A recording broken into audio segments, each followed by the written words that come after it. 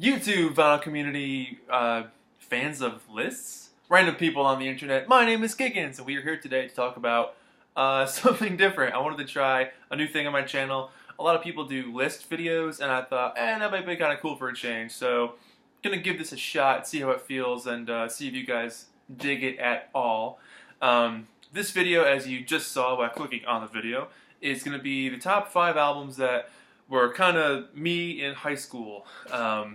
And kind of how they were like the soundtrack of my life in high school, and I thought it'd be cool to hear what you guys were into in high school and kind of go back and forth and see if our tastes have changed over the years or if anything has stayed in our current rotation. So let's just jump right into it. I think it's amazing that some of these albums are still some of my favorite albums, 10 years later. I still like them and I still love them and I still find them to be an essential part of my musical education and who I am, and kind of also like the basis of what I judge other music on in terms of quality or production or musicianship, presentation, a lot of things. So right off the bat, let's do AC/DC, If You Want Blood, You've Got It.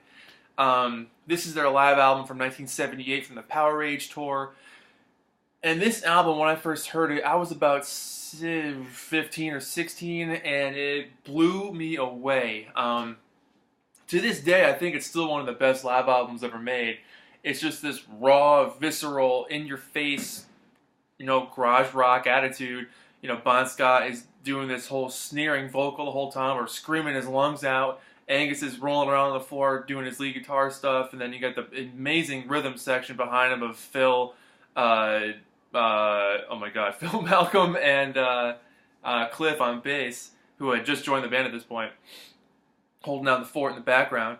And some of the songs on here are great, and they wouldn't have played a lot of these songs ever again for a long time after Bon died, like Riff Raff or even Bad Boy Boogie, Problem Child, Rock and Roll Damnation, High Voltage. Like they did some of those when Brian joined the band in the early '80s, but then they kind of didn't do them for like 20 or 25 years. But this album brings back a lot of great memories for me. I used to clean pools when I was in high school, so this really reminds me a lot of having this on cassette, driving around in my '95 T-Bird, cruising the streets, cleaning pools, feeling cool, going to high school. So that's the loud rock of AC/DC coming at number 5. Number 4, one of my favorite bands of all time, Ted Leo and the Pharmacists, their album Hearts of Oak from 2003. Ted Leo was very much influenced by bands like The Jam or The Clash, even some ska, like 70s ska, and his words are so profound and eye-opening. A lot of the songs that he was writing at this point in time were political. He doesn't really write a whole lot of love songs, and I think that's what attracted me to his style, was that he was different from everybody else that I was listening to. And I liked his voice a lot. I found his voice relatable and something that I could sing along to and kind of sound like, which was good because I'm not the best singer, but I think Ted's a great singer. That's not trying to say that he sucks at singing and then, oh, I'm bad so I can sing like him because he sucks. Like, no, he's a good singer. But I felt like I could maybe reach his level someday. But his guitar playing is fascinating. He can play really, really fast, or his guitar soloing is very unique. It's one of those things you know it's him by the phrasing and the style and the timing that he has with his solos. But there's some really great tracks on this album. Where Have All the Rude Boys Gone was a single. I'm a Ghost is a great song. The High Party was one of my favorites. Ballad of the Sin Eater. Oh man, but my favorite song of all time is on this album, Bridges Squares. It's my favorite Ted Leo song, and it's an amazing song about not knowing if you're fitting in with the place you live, the time you live, the people that are around you, what makes Earth, Earth, what makes time, time. There's a line in that song that goes, nostalgic for gaslit times I'll never ever see. I love that line. Fantastic album. I mean, there's just, if you're into like slightly punk, slightly bright, I hate to use the word pop rock because it's really not pop rock, but it's like kind of sunny indie rock. yeah, this is a great album. Ted Leo, Hearts of Oak. I think I got into this when I was about 16 or 17, so junior year, high school probably. That comes in at number 4. Number 3, the top 3 were very hard for me because they're pretty interchangeable. Yeah, really, any of these 3 could have been number 1, but I'm just gonna kind of throw them all out there and know that they're all number 1s, but basically, just for the sake of this video, it's 3, 2, 1. Weezer, Pinkerton. For my friends who know me well, they know me that Weezer was my life. Weezer was the biggest band in the world for me. You know, songs about not fitting in or being a nerd or girls not liking you. That is this album. And when I discovered this album, I was 13 or 14. It's whenever the Green album came out, 2001 or something. So at that time, Weezer was new to me because I didn't know Buddy Holly or any of the stuff from the Blue album or this one. I just knew Hash Pipe when it came on TV for the first time. And a little bit of perspective for you. At that point, you know, like I was kind of a geeky kid. I was kind of a nerdy kid. I got picked on and, you know, slightly bullied and all that fun stuff. But when I was a teenager, when I started to become like 12, 13 years old, I got really into punk music, punk rock. And I kind of wanted to disassociate myself with who I thought I was, like this nerdy guy who got picked on all the time. And I wanted music that was slightly tougher and more current and more me, because when I was a kid, I was really only into 60s and 70s and 50s music, and nobody else was at my age. So I felt like an outcast anyway. So when I discovered some pop punk and some punk bands and met some people who were also into that stuff, I felt accepted and like I had found a home that was current and something I could relate to. And then these guys came on TV with their glasses and their nerdy sweaters and these big rock guitars, and I was like, who the hell are these dudes? Where have they been my whole life? And that was it. It was love at first sight. So I vividly remember going to Walmart and buying this CD, which at that point in time was only like 5 years old. But you know, when you're 14, 5 years is a generation gap. I mean, you might as well have been dead at that point. It's forever ago. 5 years now is a drop in the bucket. But I remember getting this album and being so blown away by its emotional intensity, its rawness, its vulnerability. The lyrics are very open and very naked, and you know, at this time, Weezer wasn't doing anything from this album live beyond maybe El Scorcho once in a while. And so I remember reading a couple of reviews, like when Malajrate came out, and you know, the guys were saying how like Rivers was like, I wish that this album never existed. I wish I could just buy all the copies and burn them. Like he was embarrassed by this album, and it wasn't until years later where he kind of embraced it as a piece of art, and then went out and the whole band did a tour playing the entire album live, which I got to see, which was fantastic. You know, Weezer's last few albums have been a little hit or miss, but not terrible. They had a while there where it was a little iffy, but so let's see. I bought this copy of Pinkerton in 2002 from a Hot Topic, so I was 15 or something when this came out. I got this copy.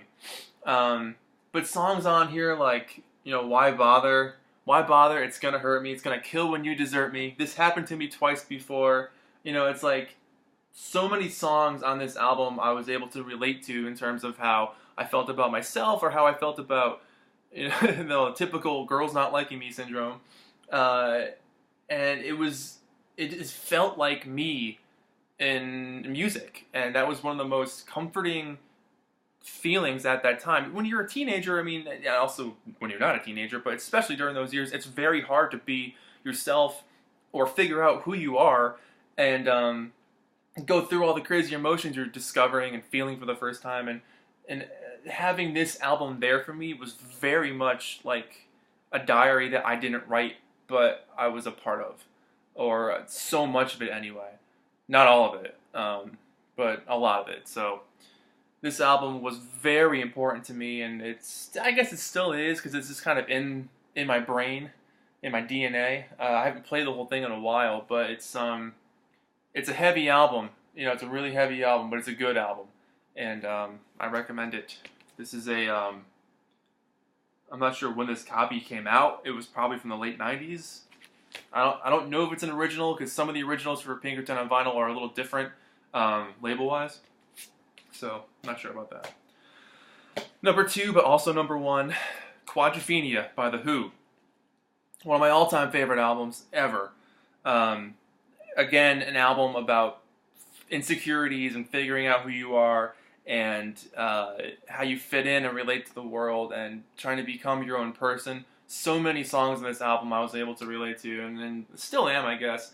But again, the words are just so unbelievable, you know, about Jimmy the Mod and how he wants to be with girls and how he wants to be a tough guy and he wants to be a strong guy, but he's also kind of sensitive, you know, and he isn't sure what side of himself to be. You know, is it in my head kind of a thing. Jeez. This album sometimes leaves me at a loss for words because it's so powerful and the music is so bombastic and very well executed, and the atmosphere that they create in this album with the horns and sometimes with the sea sounds really gives it like a movie vibe, which eventually they did make the movie for it. But this album really is something else. You know, why should I care if I gotta cut my hair? Gotta move with the crowd or be outcast, or move with the fashion or be outcast. Yeah, there's, you know, I'm one. Yeah, every year it's the same, and I feel it again. I'm a loser, no chance to win. You know, it's great album, and leading up to number 1, but also those other ones were number 1. Pet Sounds by the Beach Boys. I mean, holy crap, guys! Like it's one of the best albums of all time, but it's also one of those albums that blew me away. You know, I first heard this album on a cassette copy of this with Carl and the Passions that my mom had when she was a kid. And so, you know, side 1 was Carl and the Passions and side 2 was Pet Sounds. And I just kept replaying Pet Sounds over and over again. And I vividly remember sitting in a room in my house when I was a kid singing the end of God Only Knows over and over and over again. And my mom saying something like, could you play another song? Like, there's other ones on there. Shut up. She didn't say shut up. This album, wow. I mean, it's about yearning. It's about growing up. It's about identity crisis. It's about not knowing if your friends are going to support you. It's about trying to be adventurous, trying to be yourself. It's about girls again. You know, it's God only knows what I'd be without you. I mean, waiting for the day. You know, don't talk. There's like, as Sean Lennon one time, I think Sean Lennon said something like, "There's sad songs about being happy, then happy songs about being sad." And perfect examples would be, you know, You Still Believe in Me or Don't Talk, Put Your Head on My Shoulder. So Don't Talk is a very sad-sounding song, but the lyrics are pretty sweet, and it's a good story. But You Still Believe in Me has this really happy-sounding music, but it's like, you know, I want to cry. It's just that long, I want to cry. Like, you know, that's not me. I still find that song sometimes relatable. Wouldn't it be nice? I mean, who hasn't thought that thought when you're in high school with your girlfriend or boyfriend at the time and you're thinking like, you know, wouldn't it be nice if we could just get married? Like, who cares? Screw them. Tell them to sod off. Let's go get married. Let's do it. Here today, I just wasn't made for these times. I mean, good Lord, you guys. Like, wow. That song still blows me away. And Caroline, no, I mean, and the instrumentals on this album, just the music alone, this album was such a big part of me in high school, and it still is. I don't play it as often as I used to, only because it's one of those things you don't want to wear out, even though it is one of the best albums of all time. And one of my favorites. I don't think it's my favorite Beach Boys album. I reserve that for probably something else. Maybe I'll make a different video on that. Like my favorite Beach Boys videos. Yeah, oh, yeah, right. Anyways, I just lost my train of thought. This, I would have to say, would be my number 1 album in high school that either represented me or how I felt or what I was going through. Yeah, let's just end it there. This was a fun video to make, you guys. I think I'm going to do some more of these. That's kind of a cool idea. So yeah, thank you so much for watching. This has been me, Giggens, doing a list which you guys just watched, about my favorite albums in high school that influenced me or are a big part of my daily listening experience. Thank you so much for watching, guys. That was the lamest thing I've ever said. See you in the next video. Goodbye.